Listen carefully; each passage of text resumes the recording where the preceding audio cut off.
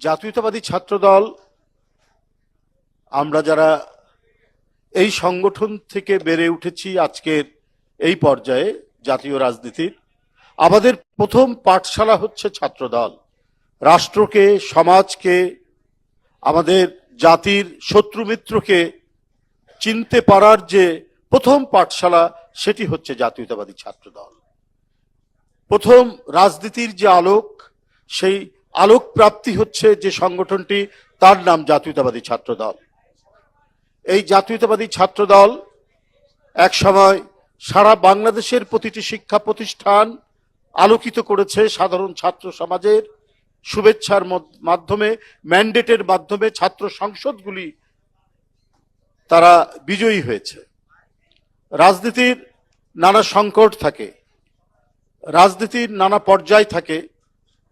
আমি মনে করি সেই পর্যায়গুলো, সেই ক্রান্তিকালগুলো আবারও অতিক্রম করে জাতীয়তাবাদী ছাত্রদল তাদের সেই পুরনো ঐতিহ্য নিয়ে এদেশের স্বাধীনতা, সার্বভৌমত্ব এবং বহুদলীয় গণতন্ত্রের যে পতাকা, যে ঝান্ডা একদিন উত্তোলন করেছিলেন, যার হাত দিয়ে জাতীয়তাবাদী ছাত্রদল প্রতিষ্ঠিত, আমাদের সেই মহান স্বাধীনতার ঘোষক, বহুদলীয় গণতন্ত্রের প্রবক্তা এবং একটা আধুনিক রাষ্ট্রের স্বপ্নদ্রষ্টা শহীদ রাষ্ট্রপতি জিয়াউর রহমান এবং তার সহধর্মিণী, যিনি রাজনীতিতে প্রবেশ করার পর থেকে গণতন্ত্রই যার মুখ্য আরাধ্য বিষয় ছিল, এবং এই গণতন্ত্রের জন্য এবং স্বাধীনতাকে রক্ষার জন্য যিনি নানা অত্যাচার, নিপীড়ন সহ্য করেও দেশের মৃত্তিকা এবং এই ভৌগোলিক সীমানাকে রক্ষা করার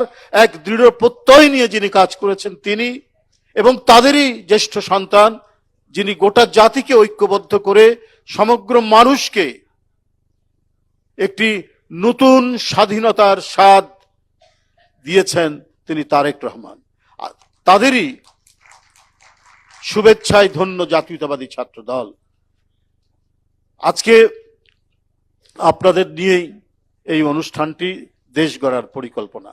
আমাদেরকে একটা কোনো কিছু কাজ করতে হলে সেটা যদি সুপরিকল্পিতভাবে করা হয়, তাহলে তার যে সাফল্যের যে হার, সেই সাফল্যের হার অনেক বেশি থাকে। এলোমেলোভাবে কাজ করলে, ছড়িয়ে ছিটিয়ে কাজ করলে সেখানে সাফল্যের হার বেশি আসে না। আমাদেরকে তাই পরিকল্পিতভাবে এগোতে হবে। এখানে কিছু সম্মানিত মানুষ এবং গুণীজন কয়েকটি সাবজেক্টের উপর আপনাদের কথা বলবে। আপনাদেরকে ওটা শুনতে হবে ছাত্রের মতো। এই শোনার পর আপনারা নিজেরাই শিক্ষক হয়ে যাবেন।